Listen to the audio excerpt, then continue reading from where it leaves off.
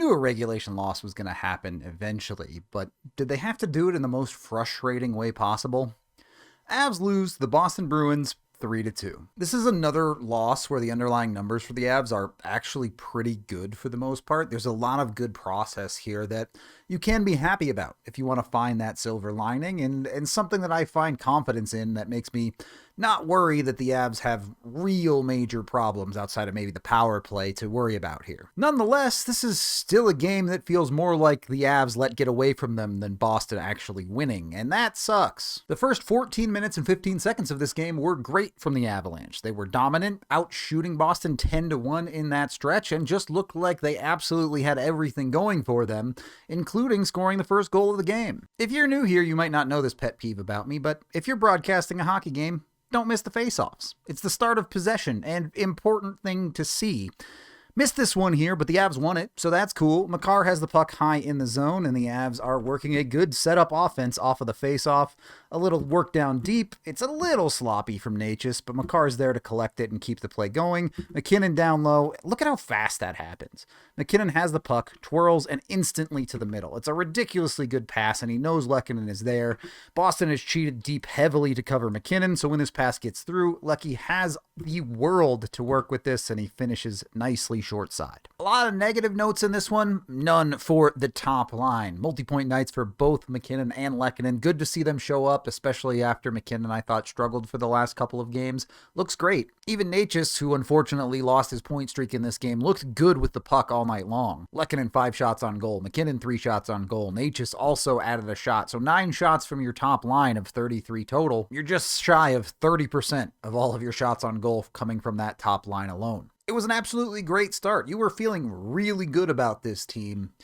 And then the Avs make 2 mistakes in 40 seconds. Boston with a little dump and chase hockey. There's no real problem here. This puck's going into the corner, and the Avs should be just fine. Olofsson, deep in the zone, playing F3 here, decides to challenge the puck carrier, and we see the Avs' defensive structure kind of fall apart because Josh Manson is the last guy into the zone, ultimately in the F1 position here, and we see Josh Manson's defensive instincts kick in. He's thinking, oh god, I'm a defenseman, I need to get to the front of the net, but with the F3 super deep and the other 2 forwards on the opposite side of the ice, Manson has to go get this guy. You have to challenge the puck carrier here. It creates a bunch of chaos, in part because the Avs double team down in the corner, so Burns is also not back to defend, and all of this discombobulates the Avs defense. Still, the initial chance skitters off of Burns' stick to the corner, and Wedgwood does a good job to stop this initial attempt. But from there, Wedgwood has to find a way to reset, or at very least keep himself in control from the beginning. As Manson kind of shields the view, Wedgwood slides off of his post, can't really hold himself together, and can't even get himself in a position to control a puck. So a puck gets shot into him, off of him, and into the net. That's on nobody but Scott. This is literally 30 seconds after the goal for Boston. They go for a pretty simple breakout here that's actually poor. I don't even mind Malinsky's read here. He's making the right decision, trying to jump on something and keep a puck in the zone that could give the Avs a good offensive opportunity. You just can't misplay this puck, and that's exactly what he does. That misplay gives Boston a clean 2-on-1, nearly a 3-on-1. If you're going to make that step up, you have to execute the play. So Loviov decides to play the puck carrier on this one. You'd like to see him take maybe a slightly better angle to not get worked like this, but he's able to get moved around. The pass comes across. Yeah, nothing you can do there as a goalie. Any goal that goes in the net from behind the goal line is on the goalie. Full stop. I don't particularly care about the other defensive breakdowns there. Now, the second goal, yeah, that's on Sam Malinsky. That pairing together was, frankly, really bad tonight. They consistently made the big mistakes, and while not every single one of them ended up in the back of the Avs net, it was just too rough around the edges to feel good about it at all. Pairing didn't even play 10 minutes together in this entire game and still managed to be the worst pairing on the ice by a significant margin. And that's not to say the other pairings were particularly good either. The Avs defense struggled with the big mistakes all night long across the board. I say that, but actually looking at the numbers, I think that's a little bit harsh. The Avs only gave up 4 high-danger chances at 5-on-5 across this entire game. That is ultimately really good defense. But to compound big mistakes on top of each other, regardless of who's at fault, within a 1-minute stretch, You just can't do that at the NHL level. So despite outplaying Boston for 3/4 of the first period, the Avs find a way to lose the period,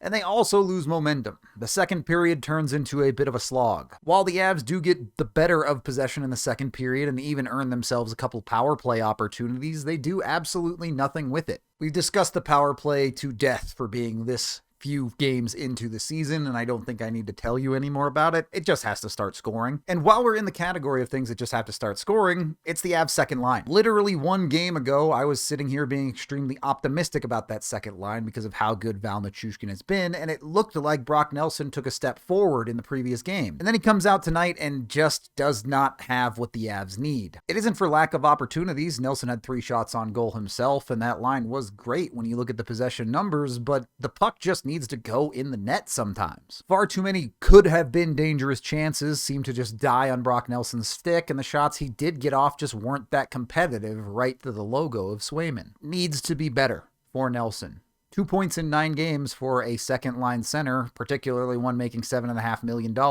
is not good enough. I'm not ready to be in the room where the Avs missed on a second-line center again just yet. We still have a ways to go for this season to ramp up, but it needs to happen sooner rather than later for Nelson. Bit of a sluggish second period where the Avs get the better of possession but fail to score isn't the worst thing in the world. A 1-goal game going into the third is a place you actually feel pretty confident in the Avs in. And then the backbreaker mistake. 10 seconds left in the period, 11.5. You can't be making mistakes in moments like these. These are truly crushing. It's how you lose games.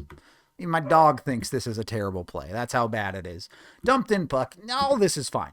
The puck's there. You see it's pretty straightforward. All Manson has to do is follow in. Maybe he goes around and you chase him out or whatever. Fine. Not a complicated play. Instead, I don't know if Manson just misreads the puck bounce or tries to get real cute, but he decides to go the opposite way. I just don't understand why. It's just unnecessary. Maybe it creates the opportunity for a big hit or a big play, but you just don't need that. Again, 7 seconds left in this period. Just don't do anything boneheaded and we're done here. Well, if Manson's play isn't boneheaded, Wedgwood's certainly is. Wedgwood just gets completely baited here. He sees the player cutting in, trying to go in behind the net. The player immediately circles the millisecond Wedgwood looks away. And this is a problem, not necessarily because Wedgwood got fooled, but if Manson is going to go to that side, and by now Wedgwood has clearly seen Manson going to that side, he has to stay on this post. You have to trust your defenseman if he's going to take the play head on like that to stop any wraparound or immediate opportunities. You cannot give up this near side because hockey players are pretty good in the NHL. They can pull up and stop and find that, and Wedgwood is too late to react, and it's in his net. You are literally 10 seconds away from getting out of that period and feeling like you're in this game. Instead, stupid mistakes. That puck can't go in. It just can't. It's 2 straight games for Wedgwood that are pretty rough around the edges now. And if you want to write that off because the Avs offense just simply didn't do enough, totally fair. I'm not going to argue with you on that one. But I don't know, maybe start Trent Miner? I'm just saying. You've seen a couple of bad games out of Wedgwood in a row now.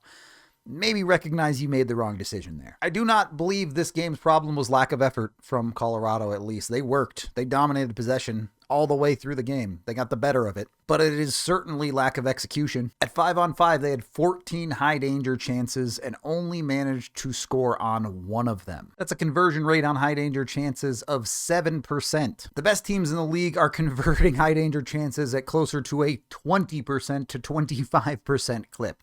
The Avs have to do a better job of finishing. They just have to. A good process is great, but for the first time this year, it was completely destroyed by the major mistakes. And mistakes happen every game. I've said it all season so far. They're going to continue to happen.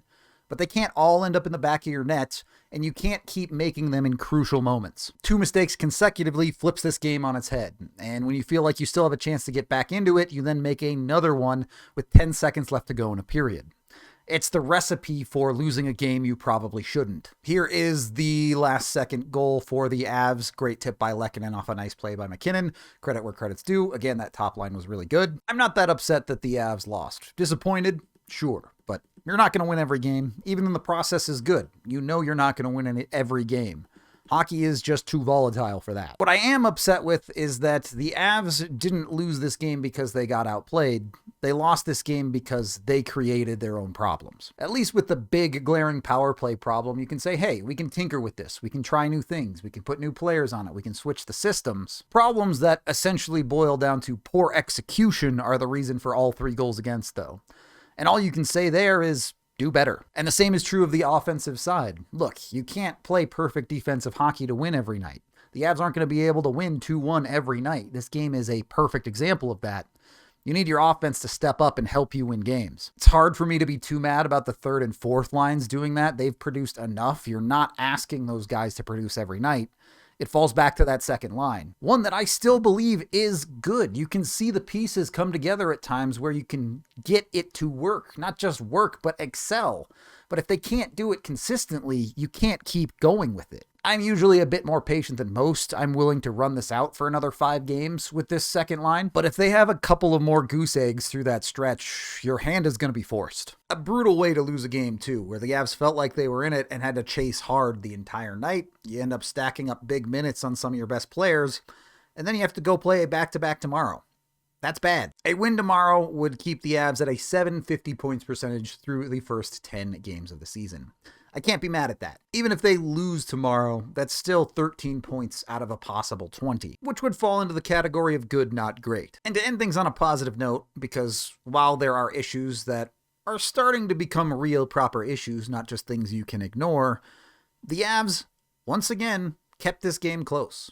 If their worst games are close losses, you're still pretty okay with that. You can't get into the habit of losing, and this is technically 3 losses in a row, so you gotta fix some things, but still in a fine position for Colorado. I'm not upset at the big picture, but I am absolutely frustrated with this game.